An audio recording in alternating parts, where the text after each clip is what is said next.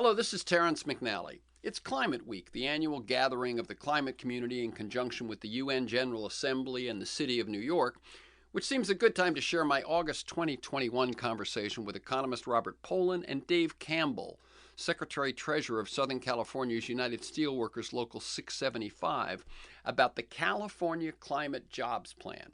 Initiated by labor unions, written by POLLIN and others, it pursues the state's ambitious clean energy goals while creating 1 million new jobs through 2030. You can learn more about their work at California Climate Jobs Plan, all one word, californiaclimatejobsplan.com, and more about Climate Week at climateweeknyc.org. Hello, I'm Terrence McNally. Welcome to Freeforum, a world that just might work. I'm going to be speaking today with economist Robert POLLIN and Dave Campbell, Secretary-Treasurer of United Steelworkers Local 675 in Los Angeles County, about the California Climate Jobs Plan, initiated and paid for by labor unions, written by POLLIN and others. It creates 1 million new jobs through 2030 while pursuing the state's clean energy goals. And you can learn more at californiaclimatejobsplan.com. That's all one word, californiaclimatejobsplan.com. The show airs as specials on KPFK 90.7 in LA and streams weekly on the Progressive Voices Network on TuneIn.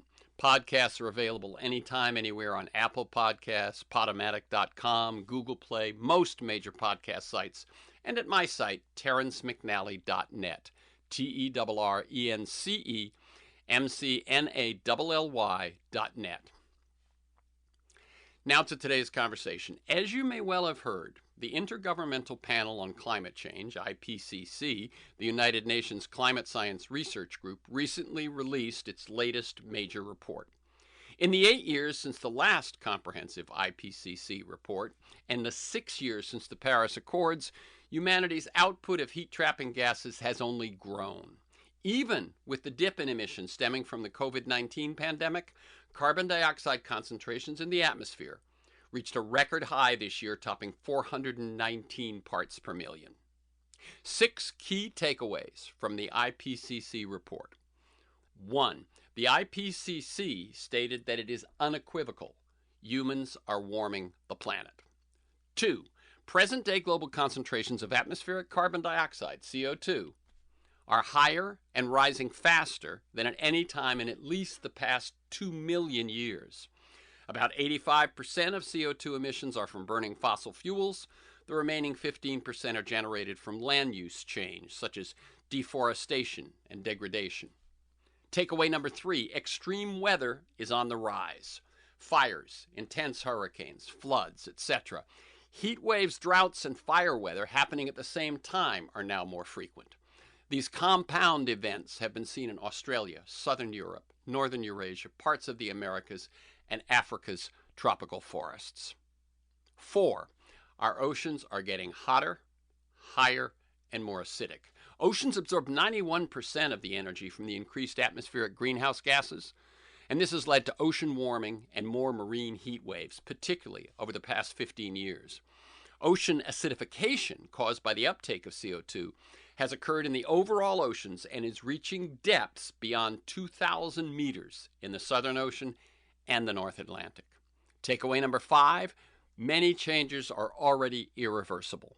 The IPCC says that if the Earth's climate was stabilized soon, some climate change-induced damage could not be reversed within centuries or even millennia. Globally, glaciers have been synchronously retreating since 1950 and are projected to continue to melt for decades after the global temperature is stabilized. Meanwhile, the acidification of the deep ocean will remain for thousands of years after CO2 emissions cease. And finally, takeaway number 6, we can still act to prevent the worst-case scenario.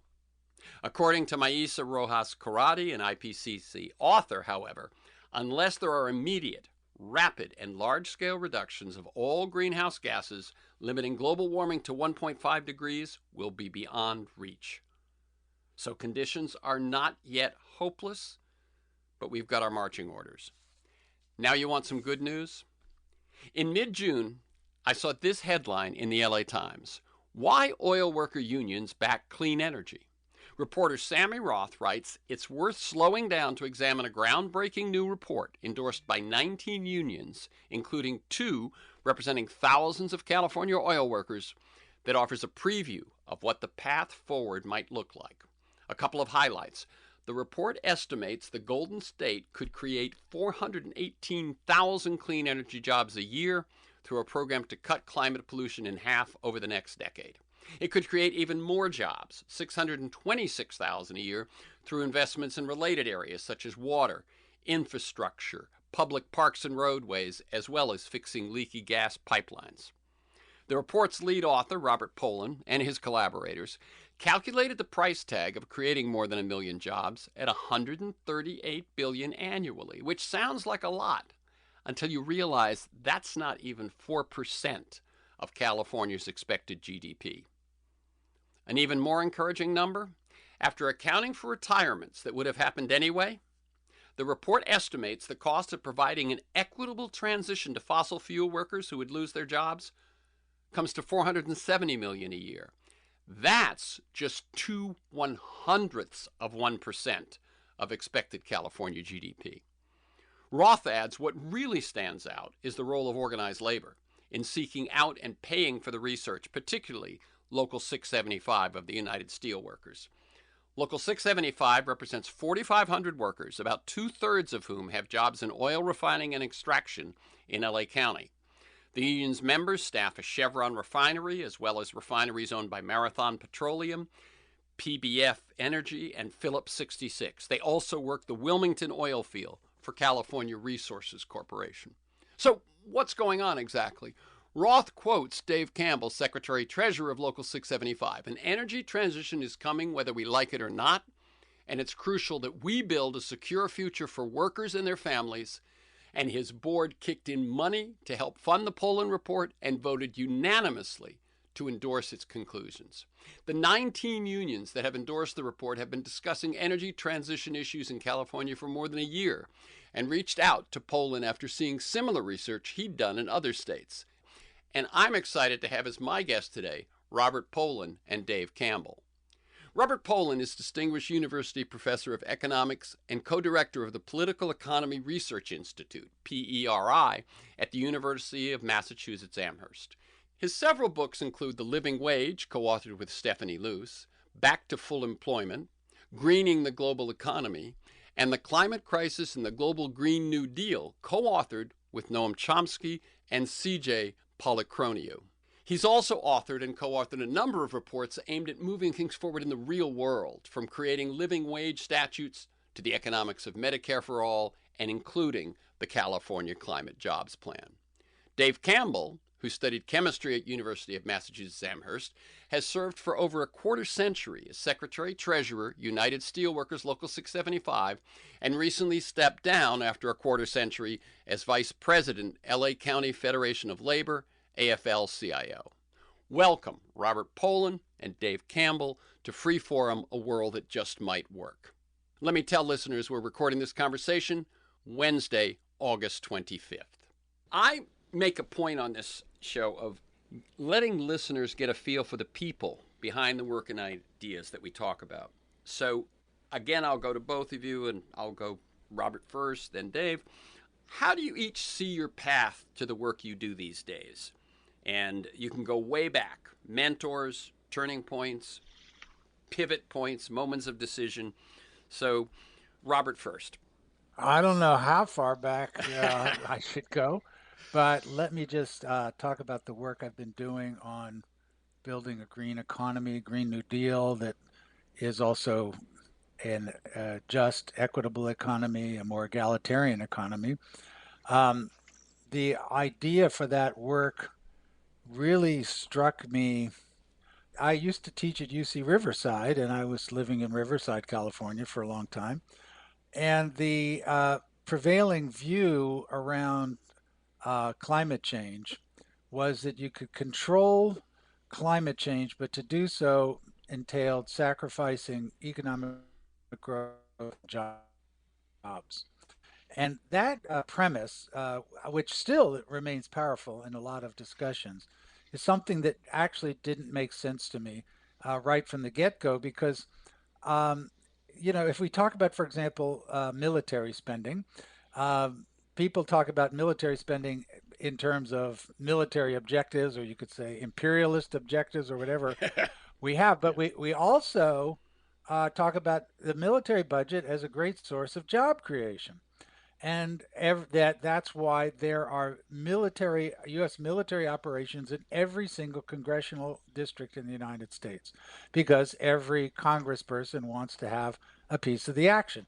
Now, when I thought about a transition to a green economy and a climate stabilization program, I saw it as a comparable kind of investment project that would it would entail transforming our energy system, and that act of transformation is also an act of building, an act of creation, an act of opening opportunities. So, really, that was how I got into this research.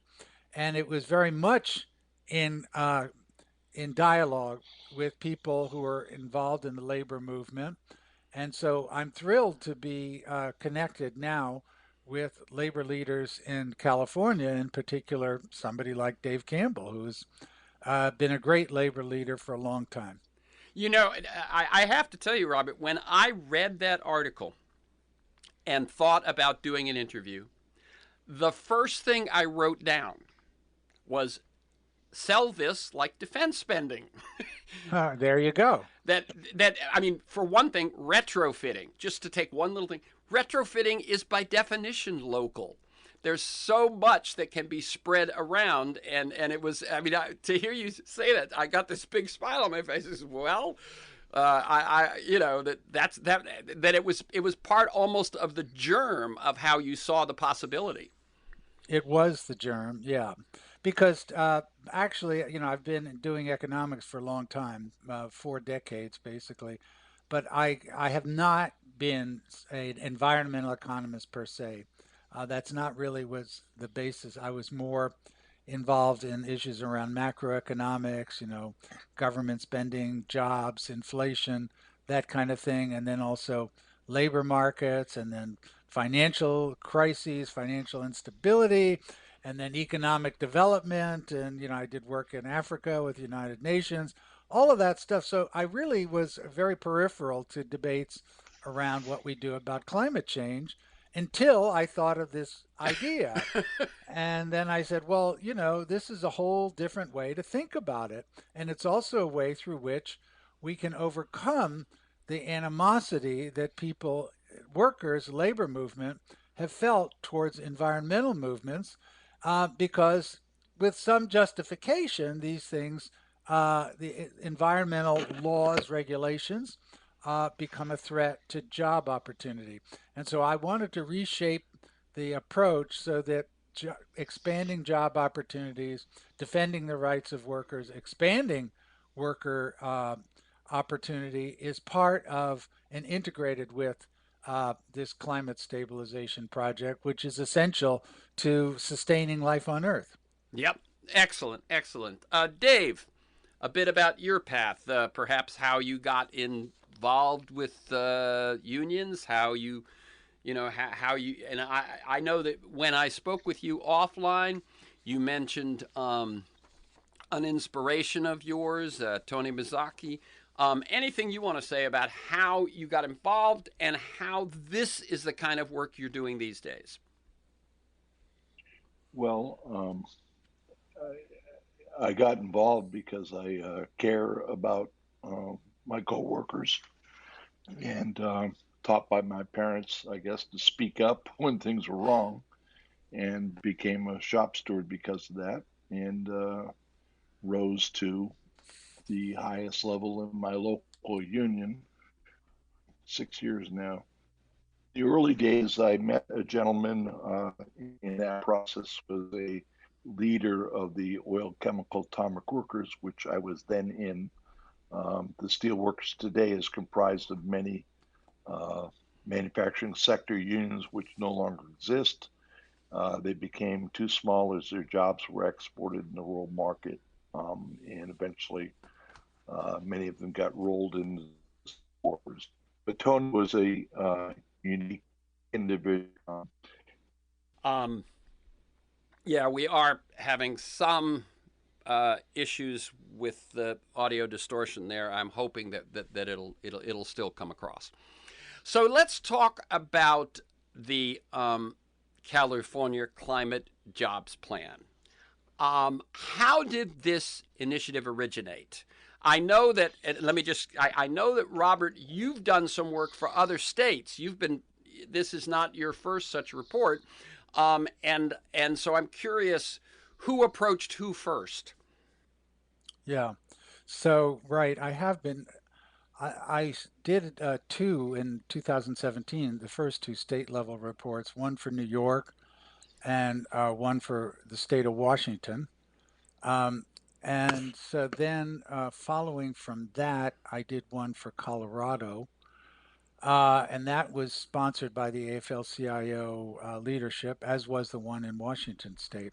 So really, it just kind of caught on. I've also done them for Maine, Ohio, Pennsylvania, and West Virginia, in addition to California. So, I had been doing things both at the national level and more for other countries and global level. So it just was a natural fit. In addition to the fact that there were, I have good relations with people in the labor movement, including the then president of the AFL-CIO in the state of Washington, Jeff Johnson, another great labor leader, along with Dave. So Jeff really was the one that got me going doing the state level studies, and so, these these discussions kind of move from one place to another, and of course, I'm open to it. I want to be able to do my small bit to advance climate stabilization as well as economic and social justice. And this is the one of the ways, hopefully, I can make a small dent, moving things in the right direction. Well, as we've already talked about, this notion of shifting sort of the default position that has for so long been inaccurate but prevalent, which is that doing good by the climate, doing good by the environment would cost us jobs. One of the ways that I think about it is jobs are usually generated when there's a significant change in the way something is produced or delivered. And these investments, these actions, these technologies have been stalled by opposition to the shift they represent. And when a new way of doing things comes along, it creates new jobs. Now, what's key to what we're talking about here is that people can also get hurt, the ones who lose those jobs.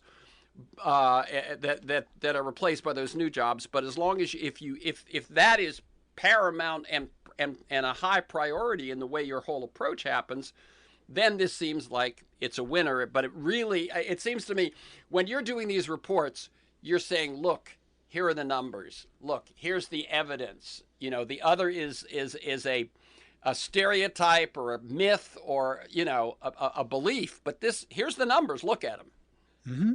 Well, one of the things you said, which I want to emphasize more, which is critical, is that there will be jobs lost as well as the jobs created through building a new economy, and there will be jobs lost through winding down the fossil fuel economy.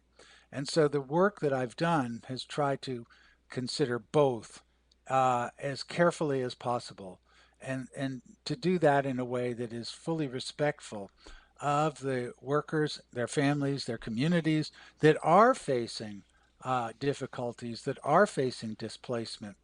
And so, a big part of all of the studies I've done everywhere, in every state, in every country, is the what we can call the just transition, or some people don't like that term, call it another term if you like, a fair transition for the workers and communities that will be negatively impacted. And there are, as you mentioned at the outset, what we show is that there are ways to do this that are it's real money. $460 million a year is not peanuts at one level, but it is peanuts compared to the overall GDP of California, where it's less than 2/100ths of 1% of the state GDP. So that issue of transition is integral, essential to the work we've done. And that's why I've, really been inspired by the fact that our study was endorsed in California by 20 labor unions, and in particular by Dave's union, the oil refinery workers, because that shows some real courage by the union leadership, such as Dave, who recognized that the fossil fuel industry must wind down if we are going to have any sustainable future, and that therefore the solution is not to oppose a green transition, but to do it in such a way that puts the well-being of the displaced workers front and center. That's what we've tried to do, and that's the work that people like Dave have been really providing leadership around for a long time. Dave, I believe that I read it's been initiated and paid for by labor unions. And Robert, you said that had happened in some of the other states as well. How did that decision get made? How did that sense of initiative, and it seems to me, given what Robert was just saying, to get out in front of the issue, to not fight it, but to get in front of it? Well, in California, there had been, you know, the um, the legislature in California has been concerned about this issue for quite some time. Several years ago, they passed a bill called AB 32, Mm-hmm. and later they passed another bill which will phase out transportation fuels. Early in the pandemic, we saw what the refinery managers themselves call the collapse of customer demand. Mm-hmm. Our crude tanks were full. We were recycling, keeping our units on hot standby. We were recycling the product right back to the feed, doing what we call chasing tail, like we do during a startup or shutdown. And, companies were leasing tankers to store crude, and it looked pretty damn grim. And just a total collapse of customer demand. Um, so that was one experience we went through. Another experience is that in the past couple of years, we had one major refinery in California go down. Marathon Martinez shut down. There are at least one other that is in trouble right now. And then it was also announced that Phillips is going to convert one of their refineries to biofuel and shut down another one. So the what I had been talking to my executive board and members who attend local meetings for quite some time, people could see was coming um, to fruition. It was happening. Um, there had been a report in California by UC Berkeley Labor Center that talked about training, providing training to deal with climate change. But it was, in my view, and in the view of my international union, insufficient Mm-hmm. to talk about training. We needed to talk about job creation.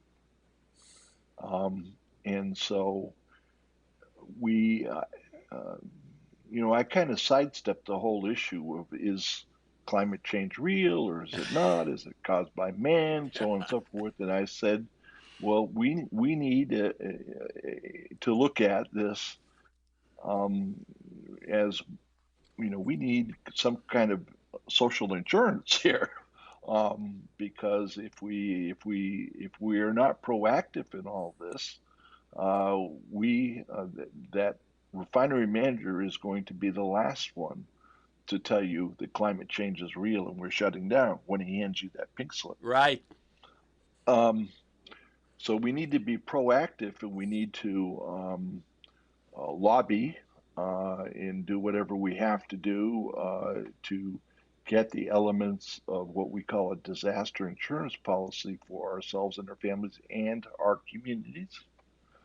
And we had the experience, or at least I had the experience of working in the state of Washington on the initiative that Robert POLLIN did a lot of the the prior report worked for. So we had experience with Dr. Pollin in Washington, and I think also in Colorado. So we proposed to folks that we were working with, Jobs with Justice and Labor Network for Sustainability, that, we need an academic study to tell the state how to do all this. Because the one that existed was only about training, it wasn't about job provision. So that was the impetus for what we did, and of course, the fantastic work of Labor Network for Sustainability and Jobs with Justice got other unions on board. I think that one thing that we have in common with the public sector unions is they see much of the public budget going up in smoke or being washed away in floods. And they look at that as, gee, that was money that we could have used to put towards our members' wages and benefits, and not to mention the fact that their members, just like mine, are the ones whose houses are burning down. So there's a great deal of concern. I think the time was right for us to be able to unite with public sector unions and with environmental justice organizations and big green organizations, and try to overcome the political hegemony of the oil industry and their allies in the state of California. Yeah, I must say, when I saw that of the 20 unions, several were public sector, it wasn't clear to me what their motivation was, except that, they're sort of usually on the side of that kind of thing. But I see what you're saying, absolutely. If climate change, the longer climate change gets worse in California, the more money that's going to go to fighting climate change that is going to be taken out of other public sector duties and opportunities, right? Exactly. Yeah, I hadn't really seen. We have to spend a lot more money on fighting fires than we're spending on schools. Right. Exactly. Oh, so okay. So one of my next questions was going to be this notion of how did you put together the coalition so far of 20, and that's a, I think you've done that. Are you working to continue to try to grow that? Yes, we are continuing to do that. We are planning to make proposals to the Assembly and Senate budget committees on Friday. So we're working on getting other organizations to sign on to the letter, including environmental justice and what we call big greens, the Sierra clubs and so on and so forth. My next question, actually, Dave, was going to be, what is your relationship with government? And you're saying that you're working on that, this week. Oh, we work on that almost every day. Believe me. I'm sure, but I mean, where you'll have, here's the study, here's the unions, here's the climate experts, here's the economists, and here's the government signing on to it as well. That's the goal, right? Well, yeah, we want the government to sign on to it. They haven't yet. Yeah. I mean, that's a process, but we're building the framework, if you will, to execute the plan and building the political power to get it done. And is any of the rescue and rebuild legislation passed federally so far, or some of the bills that are in the pipeline, could they contribute to this? I'd have to defer to Dr. Pollin on that. I have my hands so full with the states, I'm not. But I think that Dr. Pollin is also advising the feds, and I believe that there is a connection. Some of the money to do all these things we're talking about is undoubtedly going to come from the feds. Robert? Yeah, undoubtedly, Dave, you're right. The big question is how much, and that is still, that is an intensely debated question as of today, because we have the two bills in Mm-hmm. Congress, the so-called infrastructure bill at $1 trillion over 8 years, and then I don't know what the latest name of it. It was initially called the American Jobs Plan, that is the 3.5 trillion. Sort of the Uh, social infrastructure one. yeah, Right. but I kind of get a little annoyed when it has devolved into calling it a social infrastructure, which I'm of course all in favor Right. of the measures to support elder care, child care, Community and college. community college.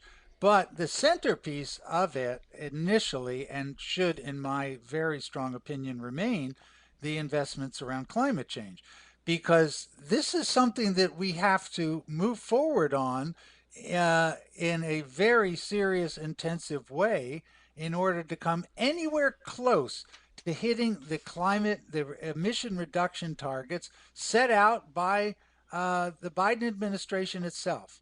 Much less, you mentioned at the beginning of the show, Right. Terrence, the latest report of the Intergovernmental Panel on Climate Change, which was just out 2 weeks ago, which by far is the most dire.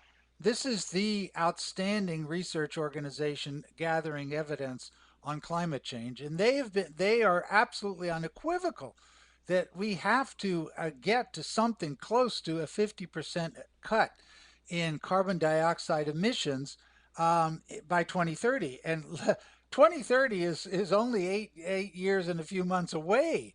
In other words, we have to totally transform our energy system, because the primary source of carbon dioxide emissions by far is burning oil, coal, and natural gas to produce energy. So the bill in Congress, it is critical. In my view, the investment funds coming out of that bill, if it were to pass intact tomorrow, um, are barely adequate Right. to. Right. They're not zero. I think we're looking at about 130 or 140 billion dollars per year over 8 years. That sounds like gigantic sums of money, but that's less than 1% of U.S. GDP. So that money, if you combine it with investments by states such as California and by the private sector, I think we can get to where I think we need to be nationally on an annual basis to transform our energy system in the range of $500 billion a year. And that was about 2%, 2.5% of overall activity in the economy.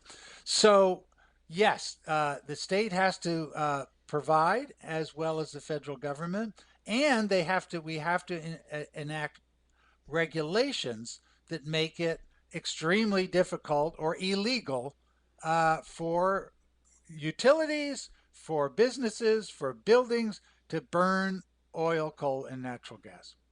Yeah. Let me tell people this is free form, a world that just might work.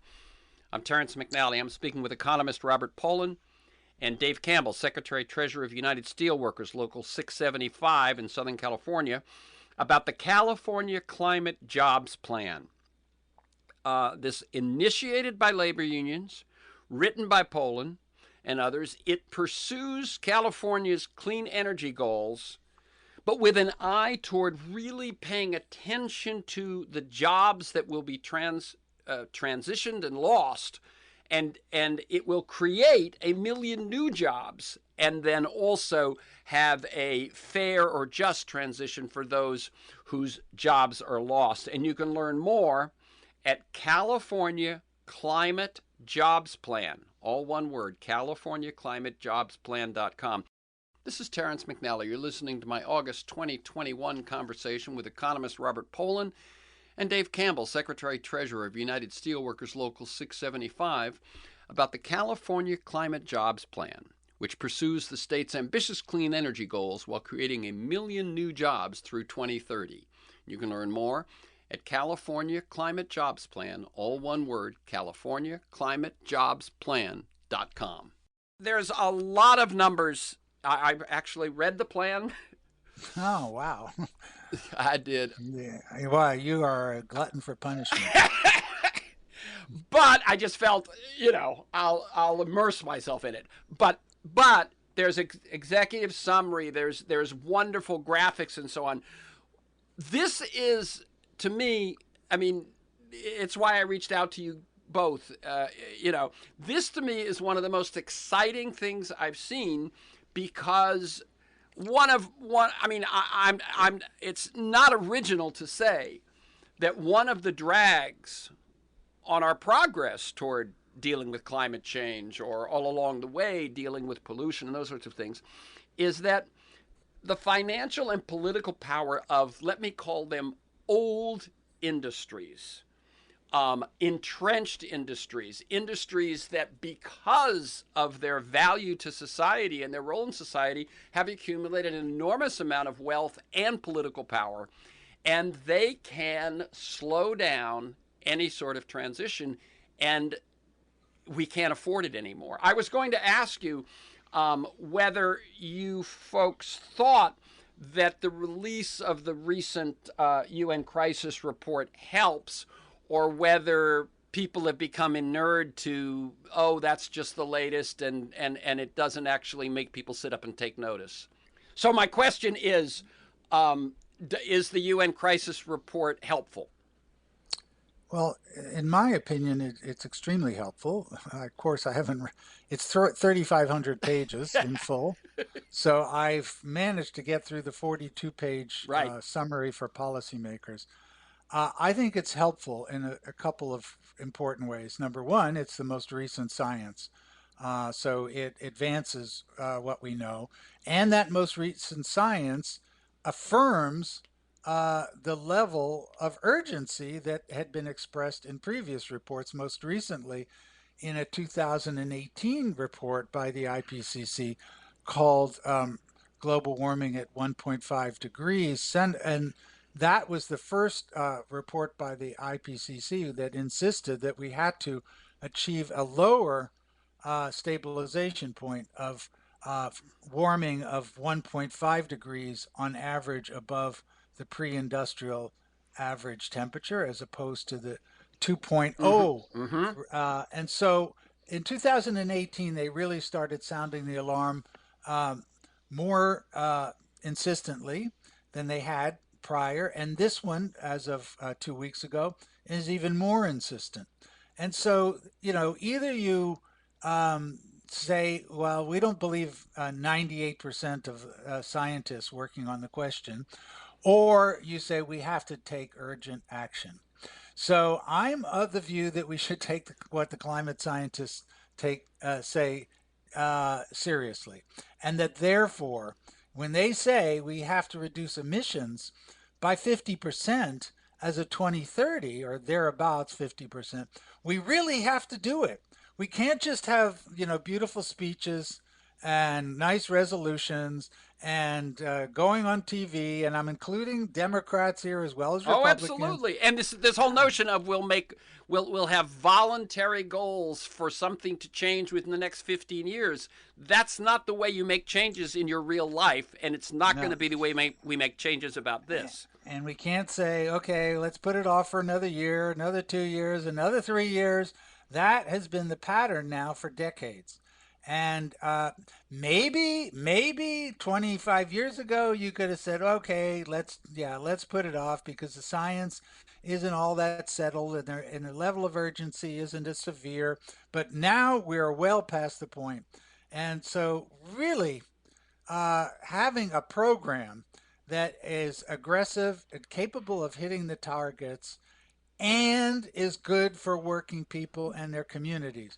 That's what's critical. And so I was, to be able to contribute in a small way by writing this study, but to really follow the leadership of people like Dave Campbell and other labor leaders who have really stuck their necks out and have fought for this.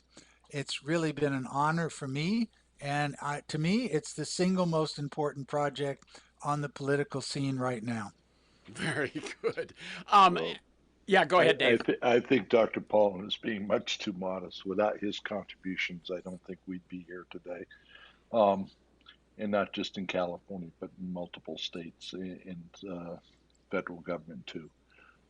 But I think that the demand for an equitable transition for workers and their communities is the demand that can unite um, disparate unions and workers with those who are concerned about the environment and what's happening with climate change. And through that process of uniting, we can overcome, as I mentioned, that political hegemony of the existing powers that be, so to speak. Mm. So that's what the project that we're trying to get done. And without the theoretical work that Dr. Paulin has done, we wouldn't be here. I might say that, in my conversations with state legislature and conversations to colleagues with state legislature, a number of them are very excited to see an actual plan to get it done. I bet. At the same time, they ask questions. Okay, who's in this coalition? Mm. It's very clear that they are looking for political support so that they don't get cattywampus.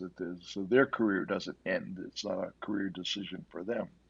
But we're getting to the point where we have to, uh, for the sake of humanity, address this issue. If we don't, we're all doomed. Yeah, I'm going to quote some things from the plan just to nail down some of the specifics. And then I want to shift to talking about the second half of the plan, which is the transition. What's in it for the workers and so on. But first, let me just lay out some of what I gather. These are quotes from the study. This study represents a recovery program for California, which I think is an interesting way of putting it, that will also build a durable foundation for an economically robust and ecologically sustainable longer-term growth trajectory. And what I read that to say is that we've taken, as we took a hit after 2008 with the recession, we've taken a hit from the pandemic.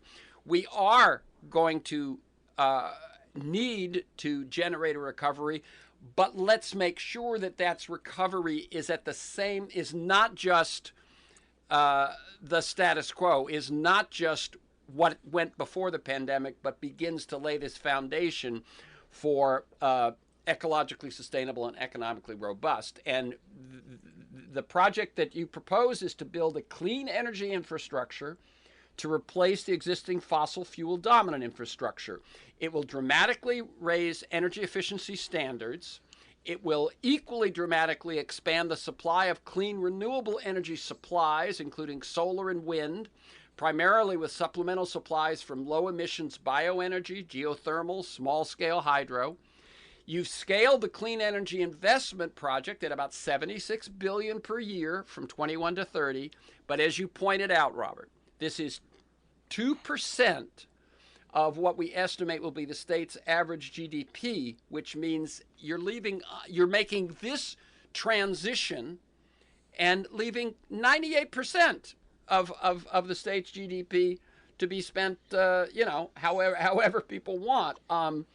And so now let me go to something about the just or the fair transition. How do we make sure, and this is why I believe this alliance has come together, how do we make sure that people's lives aren't ruined by the industries ending up doing the right thing? Well, that is one of the two or three critical questions in the whole study, and we put a lot of attention on that. So let's deal with the realities. What we show in the study right now in California, there's about 112,000 people working in the fossil fuel industry or related industries. So, and on average, they're well paid. And of course, Dave can speak to this much better than I can, but I'm going from the available public statistics. They're well paid. On average, they're better paid than the people that would get jobs today in the renewable energy Mm-hmm. economy. We have to recognize these facts. These are facts. So, in terms of those 112,000 people, first of all, if we're going to cut emissions by 50% in 10 years, that doesn't mean that that we're not going to lose 112,000 jobs tomorrow. We will probably lose about 55,000 jobs, half of 112,000. We'll lose those over a decade. So that's going to be year to year, 5,000, roughly 5,000 jobs lost per year that would wind down. Whereas the clean energy investment program and the related program in infrastructure and renewable agriculture is going to generate about 1 million jobs. So 5,000 jobs on one side, 1 million jobs on the other side. In addition, of the roughly 5,000 jobs that are going to get lost, as you mentioned, and as we pay a lot of attention in the study, let's take round numbers. About 2,000 of them will be people who will voluntarily retire Mm-hmm. because they retirement age at 65 or over. So in the end, we're looking at about 3,000 people per year that are going to be displaced. And these people have good jobs on average. They're in communities, and we have to focus on getting these people another position at equal pay. We have to make sure their pensions are guaranteed. We have to make sure if they need training, retraining, they get it. And if they have to relocate for their new job, then we take care of that. It's I put a budget number there at $75,000 per relocation alone. So, generous transition policies for 3,000 workers per year in California is dead center as part of this project to save the planet. We've got to do it. It's got to be there. And yeah, it's going to be, in the range of $500 million a year in California for a generous program. That's a lot of money. But again, as we said at the outset, it's less than 2/100ths of 1% of California's GDP. And I must say, when I first read that number, I had to go back and look again and see, is it really that, Yeah, that small relative to the size of our GDP? And that's for right. people to hear that, it's not 2%, it's 2/100ths of 1%. Yeah, it's not 2% and it's not 2/10ths of 1%. That's why I wrote it out to say Yeah. 2/100ths of 1%. It's minuscule. It's easy to do. It takes a minimal level of commitment to the working people of the state of California and their families and their communities. It must be done. And I mean, this is kind of a schmaltzy thing to say, but certainly Southern California and an awful lot of California owes some of its original growth and original power and all to the fossil fuel industry. I mean, you look at There Will Be Blood, the movie from a few Hmm. years ago. It starts in Signal Hill. The fossil fuel industry was a key player in developing California to be the juggernaut that it is. Yeah.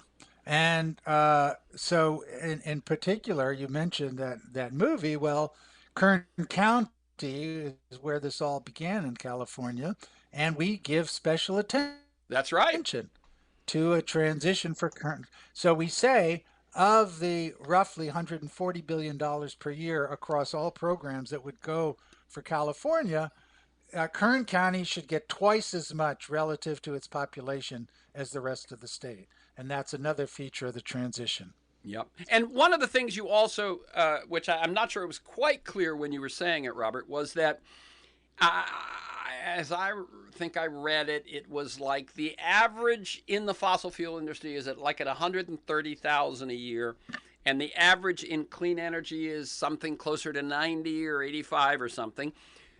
In here, Yep. there isn't just training, there isn't just, there's actual subsidy for a few years to people who are going to lose that difference. Am I correct? Yes, and that's correct. So we're saying, let's say you're making, let's say, $100,000 in your fossil fuel job, and you get transitioned to another job that's going to pay you $85,000. Well, then the transition program makes up that difference, the 15,000, so that people don't have to experience loss of income. That's critical. So I think the work that the union's leadership, people like Dave, um, are going to be advancing this in a way that is, I think, finally going to be understood by politicians who are great at making speeches, but are a lot less equipped to make serious commitments. But now is the time. We can't just have good speeches. We need commitments, and the commitments are going to come out of being the political pressure that emerges out of this labor environmental coalition led by people like Dave. Dave, when you and I spoke offline, and I asked you about the membership, whether the membership is aligned or involved and so on in this, one of the things you said to me was that it doesn't necessarily matter to your members if they keep working in fossil fuels or even in energy. Can you talk to us a little bit more about the rank and file? Well, I think that people who work in refineries, the starting wage is like $75,000 a year. And with overtime, it's very common to make at least $130,000 a year for being a high school graduate. Mm. And now there's a lot of things we have to um, put up with. The job is like a fireman or policeman. You have to do work rotating shifts, which is tough on your body, tough on your family. Mm-hmm. And but a number of people who work in refineries had careers before they came to refineries, and some of them are graduates of USC. Some of them are former teachers, as archaeologists, as chemists. Uh, so I don't think that people are necessarily married to working in the fossil fuel industry. What they are interested in is doing something that they feel feel fulfilled in doing, Mm-hmm. and that supports them and their families. Their families supporting their kids and putting a roof over their head is the number one thing to them. And I think that if you paid them $130,000 a year to sweep floors, they would be sweeping floors. Um, it's the ability to support one's family, and that's the fear that we have to address. We have to overcome that fear of losing their livelihoods in order to be able to unite a disparate labor movement or a diverse labor movement rather, and the those who are concerned about climate change and other environmental aspects. Okay, we've So, got a couple of more minutes. One note I want to throw out there, by the way, is and you don't necessarily have to reply to it. I'm going to ask you each sort of to make kind of your closing pitch here. But what in researching for this, I did a little looking at where people stand around unions these days, and according to an article I read in the Guardian in mid-May, Americans are more pro-union and anti-big business than at any time in decades. That over half of Americans say they would vote for a union at work, while only 11% currently belong to one. And the difference between the share of workers who'd like to be in a union and those who are is wider than it's been in decades. So this possibility of a resurgence in unions is a hopeful thing, and especially since we've got to make this transition not just in this field but in throughout our economy. So Yeah. Dave, you go first, and then Robert, you go next. Just kind of a closing 30 seconds to a minute. Yeah, I think that over the years, particularly over the past 50 years, the ability of people to form unions has been hampered. The corporations have gotten around a lot of the laws that existed 50 years ago, and today uh, it's an intimidating process to form a union. That's why we need a reform, which we're calling the PRO Act. Yep. Um, and That's an issue before Congress now.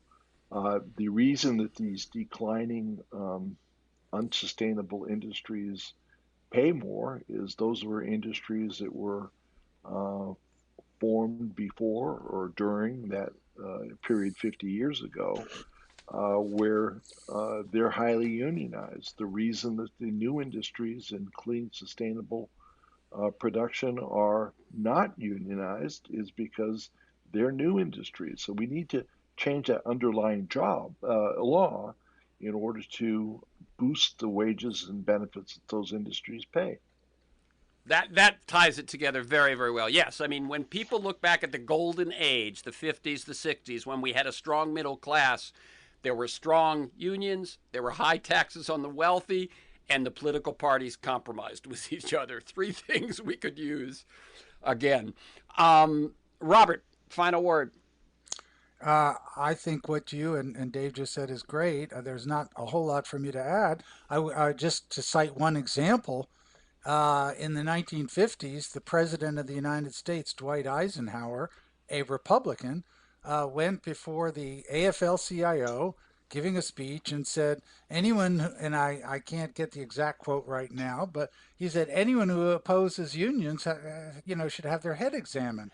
Why should anyone be opposed to unions? Because they do so much good to advance the well-being of working people and the rest of society. So in my view, the union movement is critical to making a transition, a climate stabilization process viable. In the absence of strong support from the union movement, in my view, it's not going to happen.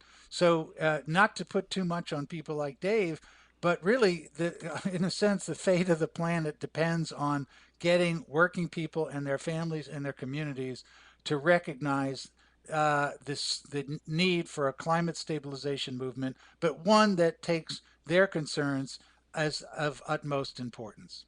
Yeah, I will finish, and thank you, Robert. I will finish that by reading a quote I found in one of the articles, and I don't think it was you. I don't think it was a quote from you, Dave. I think it was from another oil worker.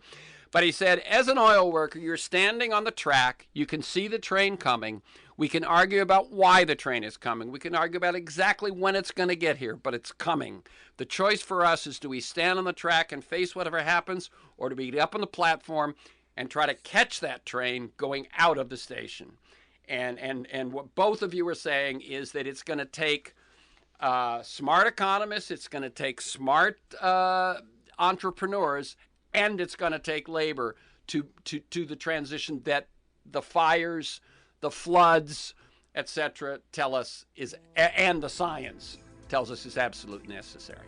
So again, the website is CaliforniaClimateJobsPlan.com. That's all one word, CaliforniaClimateJobsPlan.com. For this conversation and many other interviews and articles, and to join me in pursuit of a world that just might work, go to TerrenceMcNally.net, TerrenceMcNally.net, or aworldthatjustmightwork.com. They're the same website. If you want to receive my weekly email announcements of telling you who's going to be on, what we're going to talk about, and usually 8, 9, 10 articles to flesh out the conversation, email me at temcnally, TEMCNALLY, @mac.com. You can also subscribe and listen to the Freeform podcast on Apple Podcasts, iTunes, and most other podcast sites. Thanks to George Vasilopoulos at Progressive Voices, and most of all, you, my listeners. Please share this podcast widely. And finally, thank you, Robert POLLIN and Dave Campbell. Keep up your good work.